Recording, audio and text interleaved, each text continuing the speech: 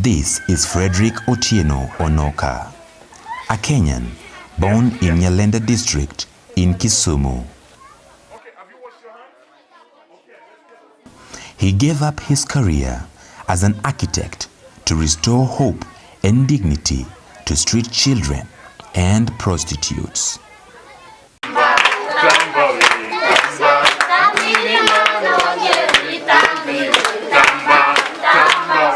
His passion to serving those in need made him settle in Rwanda in 2009 after he came as just a visitor in 2005. I had a burden for young girls who had faced all sorts of injustice issues. And I remember at that time, I was in tears. I couldn't just understand why young girls had to go through that rough life in their lives. And it's there that the vision of what I do now in Rwanda was born, where we work with women in prostitution, both ex and current. And you find, it's not a choice. It's not like Amsterdam where they have to do it in order to make money. But you find a lot of these women that you see from the background are people who are genocide survivors that was against the Tutsis in Rwanda. So lots of them never got what we call basic education. Fred and his wife Teresa have more than dedicated their lives in making sure that these children and their mothers are receiving not just the love they need, but also hope for a better tomorrow. When I first came to Rwanda during my honeymoon in 2011, the Lord called me the morning I was about to go back to work. I used to work with Unilever Kenya, and that morning the Lord asked me, if you don't come, who will come? So that came with a big impact in my life, like with a big bang. Like I didn't want to listen to any other voice, but to follow the voice of God. Have you washed your hands, please?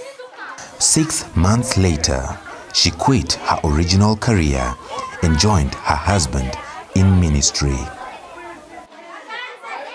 Well, leaving the job was not an easy thing. I didn't want to leave the job at the first place, since my husband now, back then when he was my fiancé, he used to talk about him being a missionary. And for me, I was okay with it, that it's okay for him to remain being a missionary, but for me, I would stay working. So it wasn't something that I just decided that I can leave job. No, since the word go, I didn't want to leave my job. I wanted to support him financially. So when the Lord spoke to me, that's when I said, yes, God, whatever you say, I'll do, because I'm a born-again Christian, and I know the voice of God, and I know the voice of devil. So when the voice of the Lord speaks, no matter what, I have to obey. They are both working hard to give these children a better tomorrow. So I started when my mom met Fred. And at the same time, giving autonomy to their mothers. Nimeitwa Kabibi Mkarubiza Valentine. Nimezaliwa hapa Kigali. Nilikuwa kama mwenda wazimu. Nimeenda kwa kazi mbaya, kazi ya umalaya, nikajichafuza sana. Mpaka nikatafuta kifu, nikakosa kifu. Nilitafuta kujiua mara 2. Hiyo kujiua nikakataa kukufa.